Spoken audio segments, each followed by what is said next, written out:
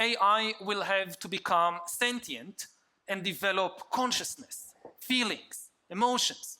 Otherwise, why would it even want to take over the world? Imagine ahantu harunze ayo makuru yose haramutse habaye hacked. Twagiye tureba amakuru atandukanye byo Clive Schwab wari head cyangwa se former head of WF yavuze muri 2020 avuga ibijyanye na cyber security.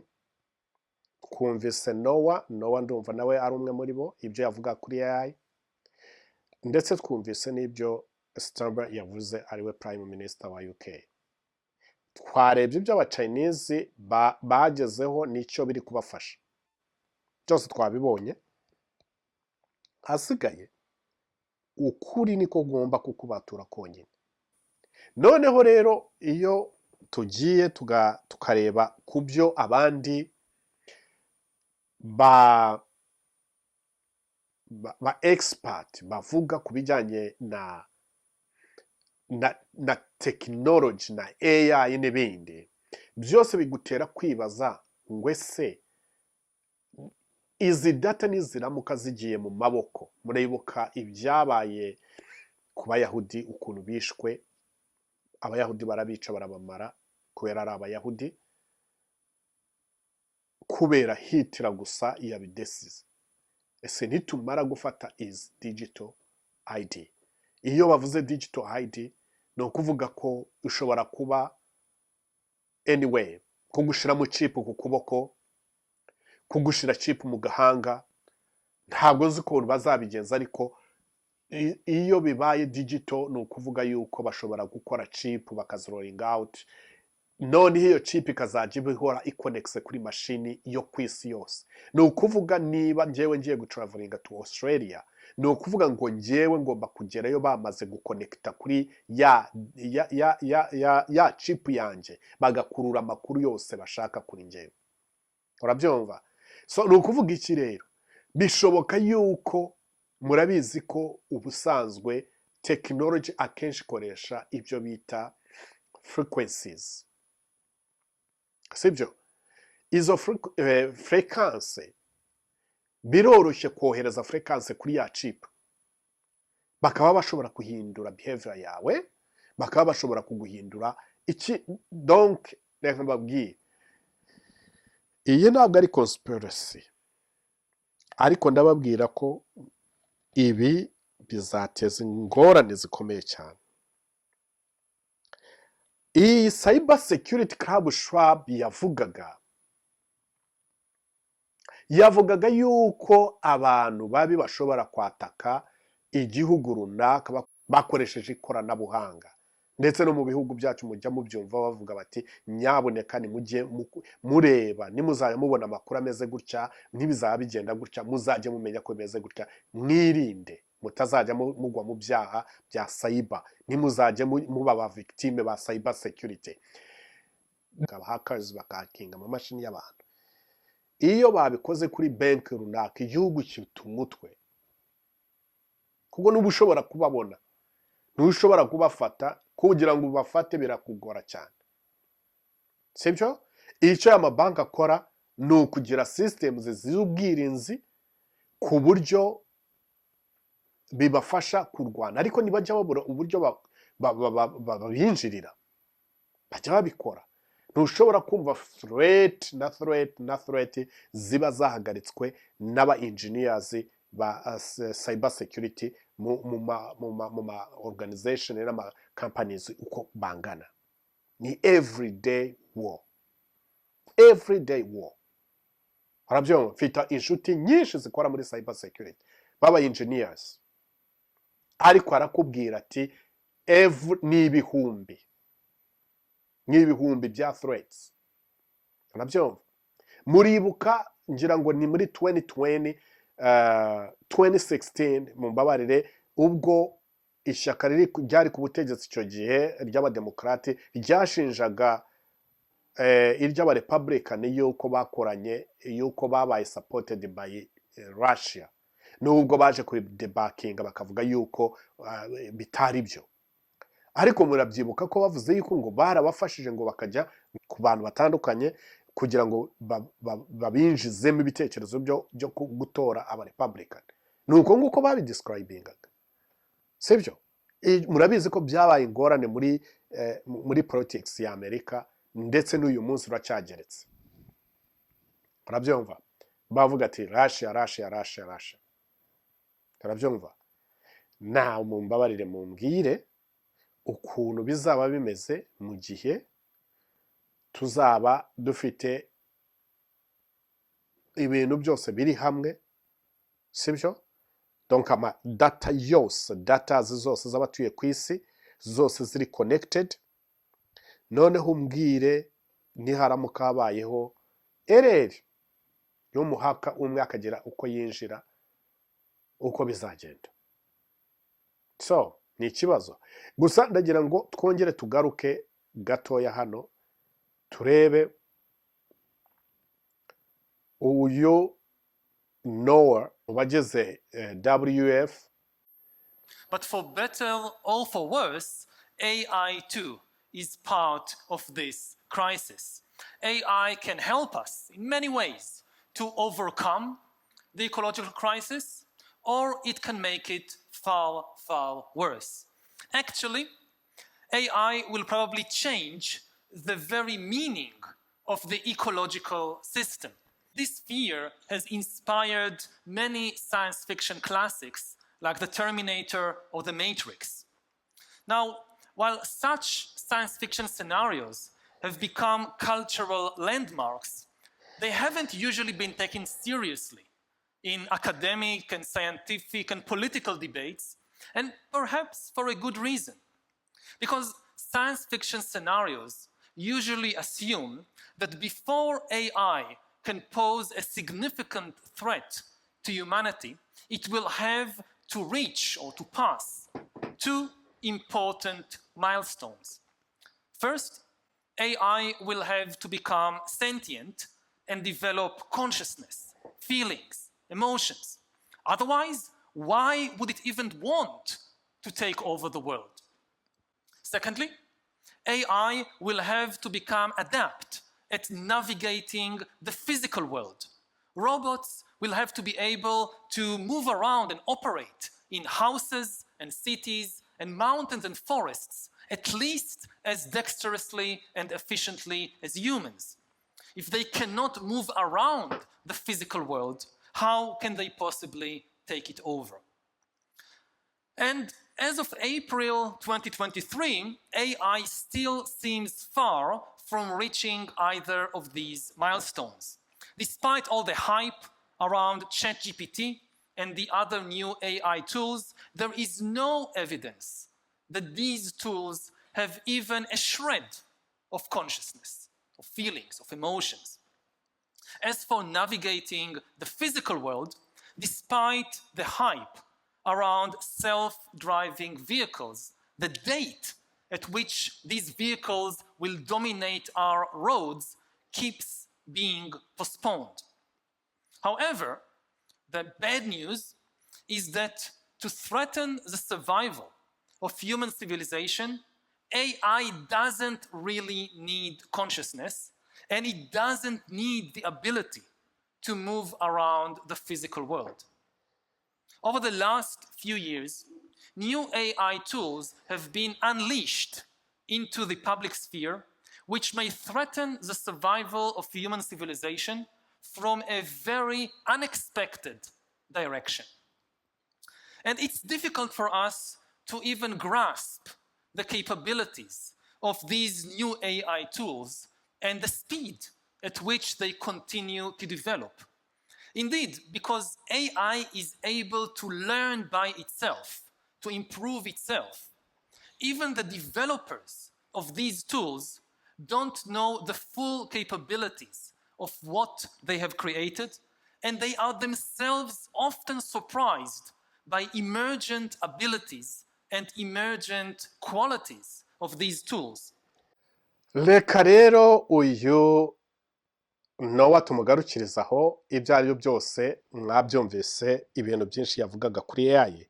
Ikibazo cyacu tukibaza n'uyu munsi ni ukwibaza ngo ese mu by'ukuri nyuma y'uko governments zitoye itegeko cyangwa zitoye uyu mushinga wabo wo ko twese uko turi ku isi tugomba kugira digital ID, ndetse bamwe bakaba bazishyira muri za chip zabo muri chip abantu bagendana mu mubiri yabo.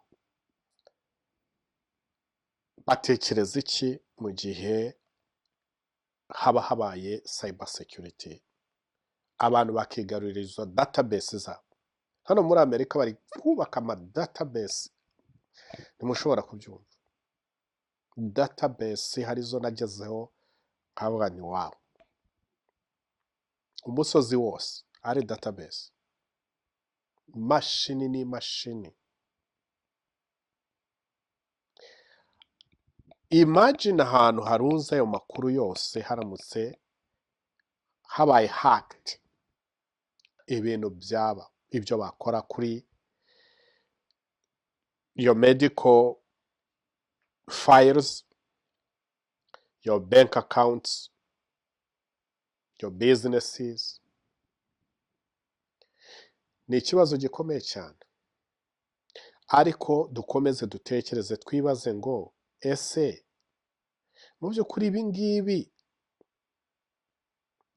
ni amahoro, bizanye amahoro nk'uko babivuga?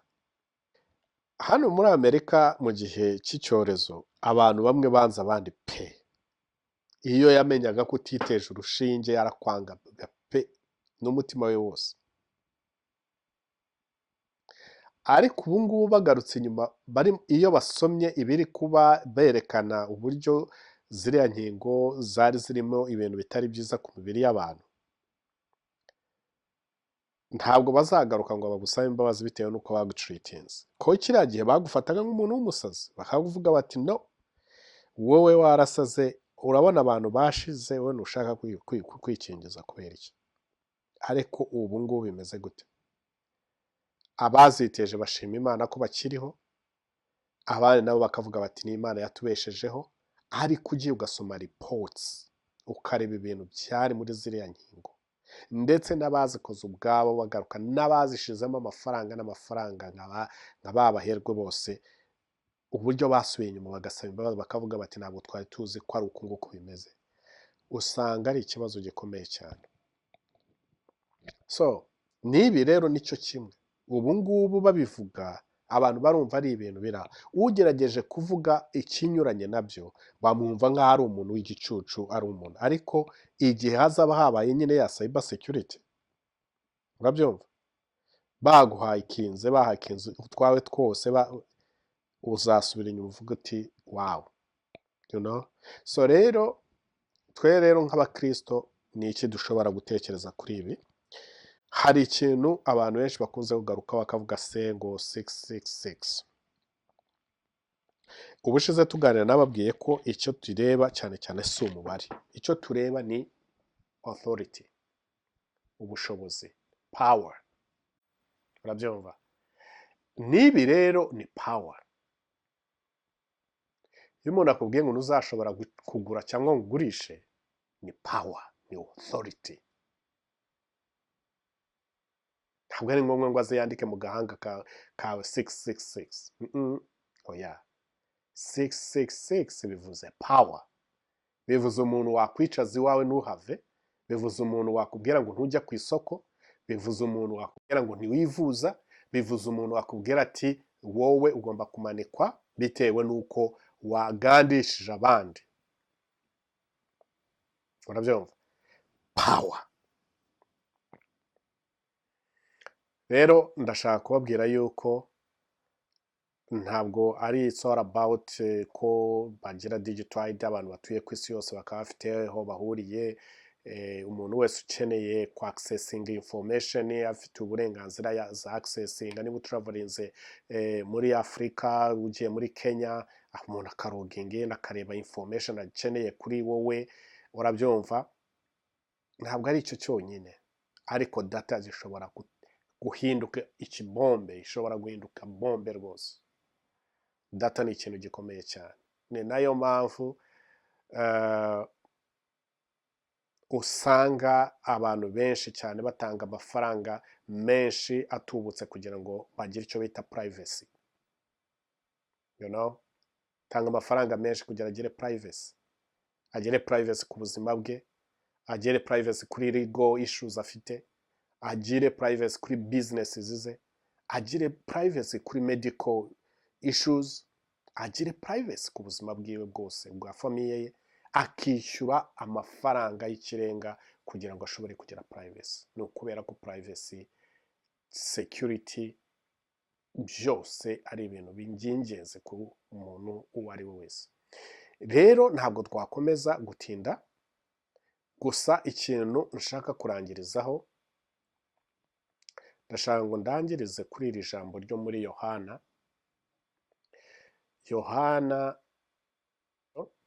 Yohana ibice 10 n'umurongo wa 10 haravuze ngo umujura ntazanwa n'ikindi keretse kwiba no kwica no kurimbura, ariko njyewe nazanywe no kugira ngo zibone ubugingo ndetse ngo zibone bwinshi. Amen. Yohana yandika aya magambo, urumva ko yayanditse nk'aho ari Yesu, donc ni Yesu wabivuga, ariko Yohana arabyandika nk'uko yabyumvise. Umujura ntazanwa n'ikindi uretse kwica no kurimbura, kwiba, kwica, kurimbura. Ariko Yesu aravuga ati njyewe nazanywe no kugira ngo zibone ubugingo kandi zibone bwinshi. Ndashaka kubabwira ko umujura ntazanwa n'ikindi, kwica, kwiba, kwica no kurimbura. Isi itwawe n'umwijima. Icyo umwijima ugambira buri gihe ni igihakana Imana, ni ikintu nyine gihakana Imana, nta kindi. Ariko ndagira ngo mbabwire yuko ntabwo nkuhitiramo icyo wakora, kuko ntabwo rwose aricyo kinzanya. Ntabwo nkubwira ngo niba uri mu Bwongereza we gufata iyo ID, hamanya n'umutima wawe ko ibyo urimo ubisobanukiwe kandi bihamanya n'umutima wawe. Ntabwo ukwiye kuba imbata y'ikintu icyo ari cyo cyose. Ntukwiye kuba imbata y'ikintu icyo ari cyo cyose, ntukwiye no kuba imbata y'umuntu uwo ari we wese. Sibyo? Ariko ukuri nimukumenya, numenya ukuri kuzakubatura. Ushakisha ukuri, kuko umujura we azanwa no kwiba, kwica no kurimbura, nta kindi kimuzana. Urumva? Twagiye tureba amakuru atandukanye byo Clive Schwab, wari head cyangwa se former head of WF, yavuze muri 2020 avuga ibijyanye na cyber security. Twumvise Noah ndumva nawe ari umwe muri bo, ibyo yavuga kuri AI, ndetse twumvise n'ibyo Starmer yavuze ariwe Prime Minister wa UK. Twarebye ibyo aba-Chinese bagezeho n'icyo biri kubafasha, byose twabibonye. Hasigaye ukuri niko ugomba kukubatura konyine. Ucyo igihamanya n'umutima wawe nicyo cyonyine kigomba kukubatura. Nkwifurize ibihe byiza kandi nkwifurize kubatuka no kumenya ukuri. Imana ibaha umugisha mwinshi cyane. Nayo makuru nari mfite cyane nashaka kugira ngo tuganire kuri Digital ID. Umereze igitekerezo kandi unakande subscribe kuri iyi channel, umereze comment, umbwire icyo wifuza ko nazakuganiriraho ubutaha, cyane cyane ko kuri iyi channel yacu kubera kumara igihe cyane tutakora, biri slow cyane ku buryo distribution ya video ziva kuri channel yacu zitari gukorwa nk'uko algorithm ubundi yakabaye iri kubikora. Rero wowe nuyibona ukabona ikugezeho, kanda kuri like, unayisharinga inshuti zawe, hanyuma ukomeze kugira ibihe byiza kuri iyi The More Life TV. wase channel. Imana ibaho umugisha mwinshi cyane, mugire amahoro y'Imana. Hanyuma Jom ndetse na The More Life nakagaruka. Ciao ciao, bye bye.